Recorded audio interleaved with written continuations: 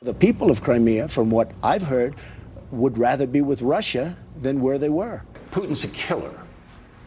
A lot of killers. We got a lot of killers. Why, you think our country's so innocent? President Putin, he just said it's not Russia. I will say this, I don't see any reason why it would be. It was the G8, and I said, what are you doing? You guys, all you talk about is Russia, and they should be sitting at the table.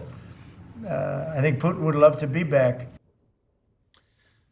President Donald Trump there repeatedly echoing Russian talking points about a number of things, including the war in Ukraine, just hours after a U.S. delegation sat down with Russian negotiators in Saudi Arabia to discuss plans to end the war in Ukraine without, we should note, any representative from Ukraine, the country that was invaded, in that room.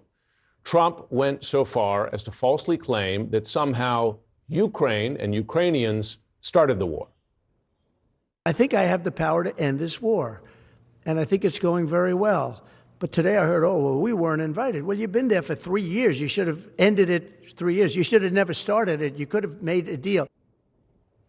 The talks between the U.S. and Russia lasted 4 hours. This morning, the Kremlin says talks between Trump and Putin could take place by the end of this month. That's quite soon, while Ukrainian President Volodymyr Zelensky is very much pushing back against Trump's latest comments.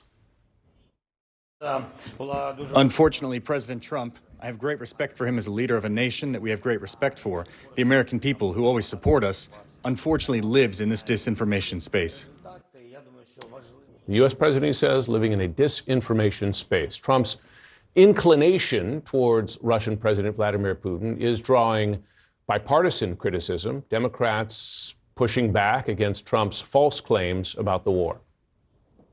Now with President Trump saying, well, the Ukrainians shouldn't have started a war, it is shocking to have the leader of the United States of America not know the most fundamental elements of how this crisis came to be.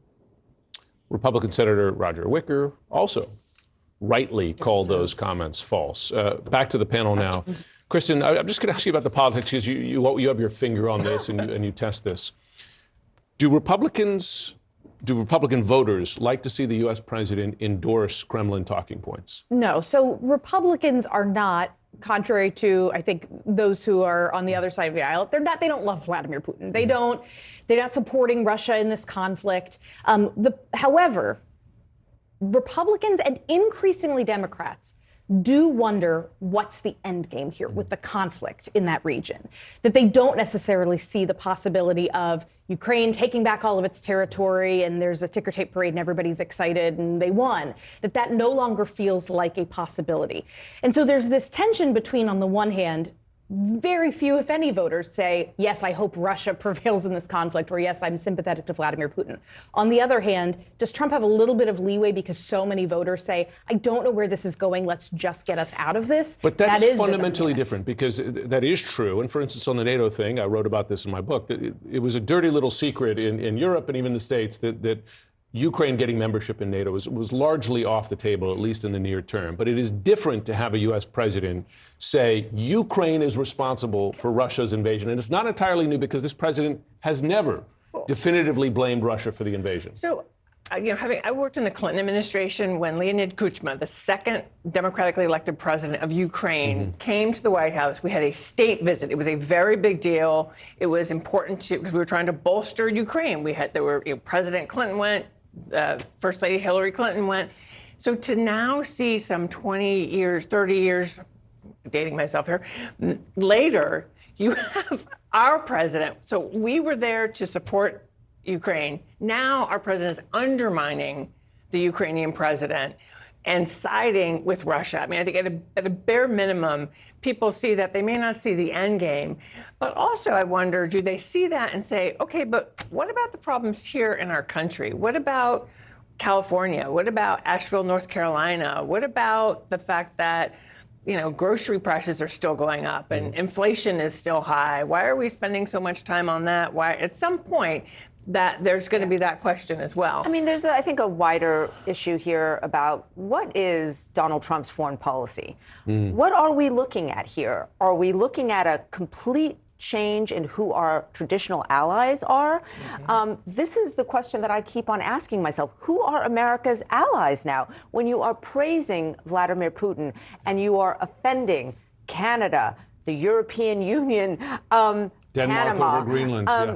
This becomes the broader question of who is the United States actually allying themselves with, and what does that actually mean for our security in the world? I mean, that is the thing that, Jonah, that came out of Munich, right? Is that this was not just Europe worrying about Trump abandoning Ukraine, it's Europe worried about Trump abandoning Europe. Right. And by the way, saying so in so many words, Europe, it's up to you right now, which was the worry prior to the election. I heard it frequently, and now this is the reality they're dealing with. Yeah, like I want to be really clear. I think that Donald Trump has a goldfish's memory of historical, stuff, but he is very similar to a 19th century imperial leader. That when you talk about his allies, I think he subscribes organically, instinctually to a 19th century notion of spheres of influence, where we're the boss of the Americas and Western Europe, and we can boss them around, and we can treat our allies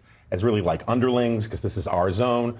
Putin has his zone, he's another strongman. Xi has his zone. And that's one of the things that helps explain why Trump likes to talk, why he heaps praise on dictators and adversaries while heaping scorn on friends, is that he thinks our friends are actually subordinates, right? He thinks NATO is basically a protection racket or a country club, and they're not paying enough dues to him. They're not kicking up to the boss enough. But he sees Xi and Putin as basically rival crime families, and they deserve respect because they are equal strongmen. And perhaps a recognition of their own spheres of influence, and the U.S. then ceding them, which would be... They get Taiwan, they get Ukraine, we get Panama. It would be a dramatic upset of what had been bipartisan U.S. policy and approach to the world for 80 years, right? Going back to World War II.